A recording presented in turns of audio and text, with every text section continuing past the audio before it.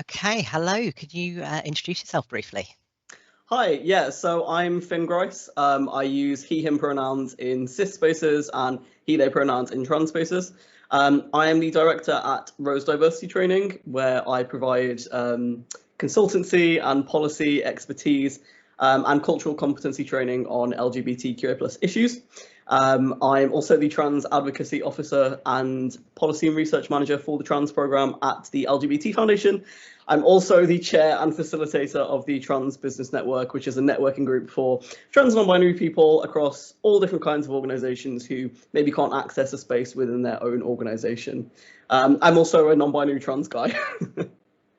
Okay, so that's a lot of different things you're keeping on top of there. I was going to ask as the second question in terms of gender, how do you identify? But I think you've just kind of chucked that one in on the end of the first question there. So do you want to tell us a little bit about your transition and what your journey looked like? Yeah, so I came out to myself around age 16, everyone else around age 17.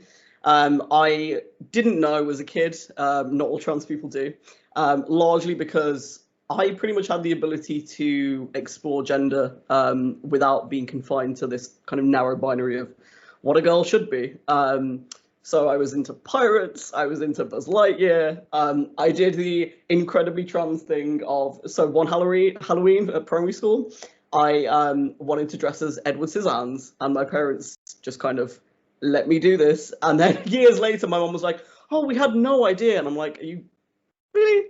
Are you sure?" So that's cool. I would say I had a pretty non-binary childhood, as far as any kid did in the early 2000s, despite like my mom being like, "Oh, I wish you'd wear more dresses." Yeah, whatever. It wasn't until puberty and going to high school that I really started having kind of issues with my gender. So I went to an all-girls school, which was like constant problems with uniform. We could only wear skirts. It was just a really oppressively gendered environment in like the entire structure of the school. And that led to like a lot of trauma, mental health issues that I've really only just overcome despite leaving school like in 2016. So it's been something that's kind of stuck with me in the subsequent years. I think it stifled my ability to explore my gender through kind of oppressive gender norms, but also the fact that I didn't have other boys to really compare myself to. So within my class, within my peers, I was the most masculine person, which meant that because I didn't have any boys to compare myself to, I didn't really have that reckoning of, wait, I'm not a real boy in the same way that I think I would have in a mixed sex school. So I think the kind of realm of single sex schooling in terms of like trans non-binary people needs to be explored a whole lot more. I would like to hear experiences of people who went to those schools. And it's something I'm actually working on in the LGBT Foundation and also through my own consultancy work as well. So it's had a big impact on not only my own gender, but also like the work that I'm doing now. There's still some stuff I want to do in terms of transitioning. I started medically transitioning around age 19, using my student loans to get a private prescription.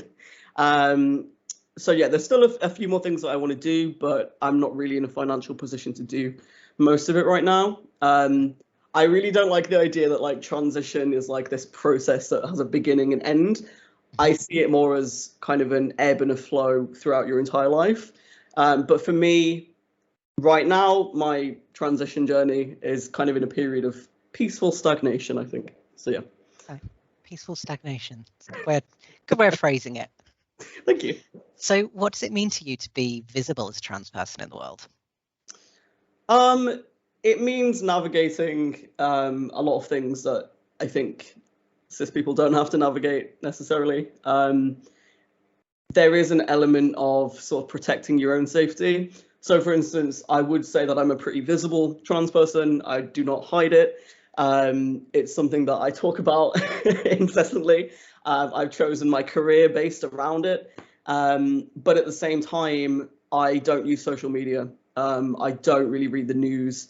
I think as trans people, we have to protect ourselves when we are visible, because the unfortunate reality is if you don't protect yourself from it, there's so much hate and negativity that you can really internalize, which isn't healthy. I think when you are a visible trans person, you really have to prioritize your mental health. You have to be on it in terms of self-care.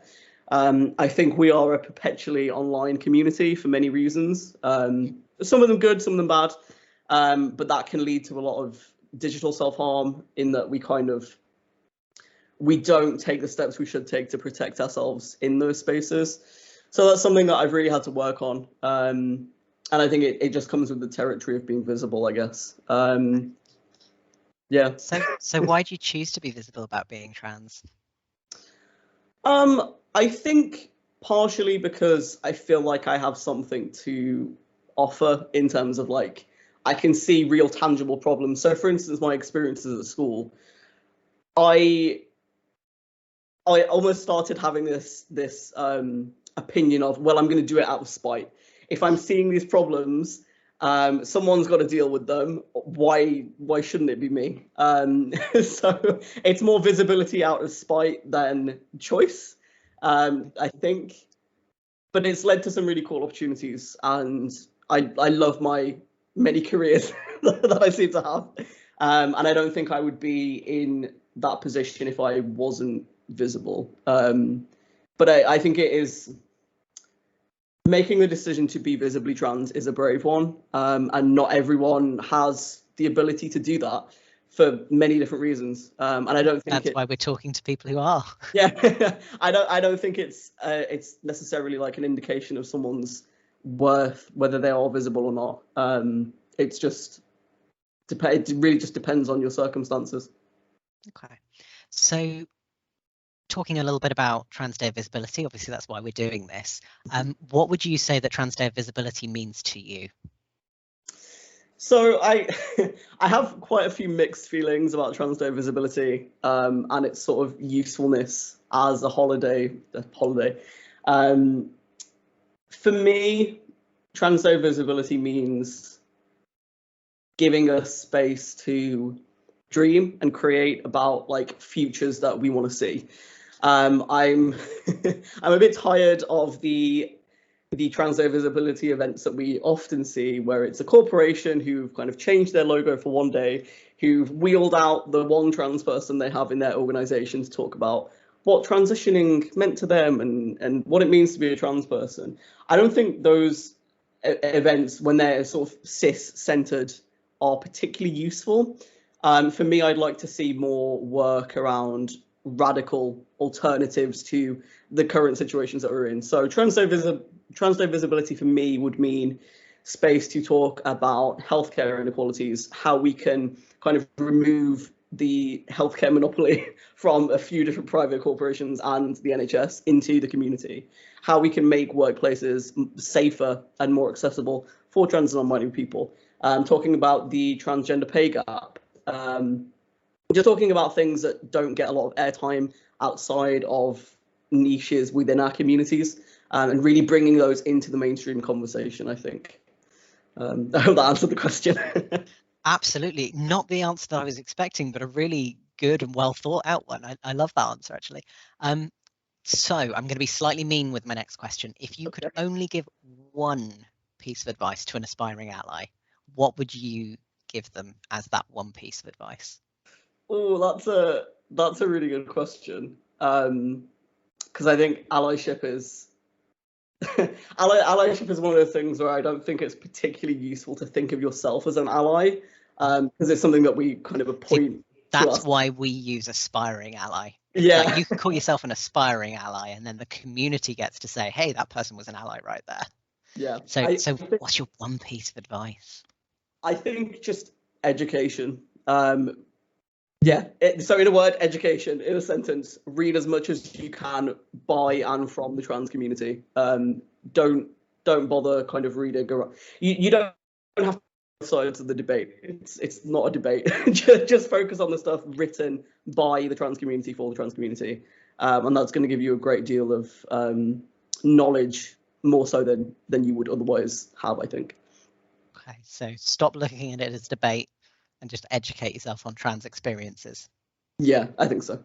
Okay, so speaking about trans people again specifically, what would you like to say to all the trans people or the questioning whether or not they're trans people who are out there who haven't yet found their voice or their space?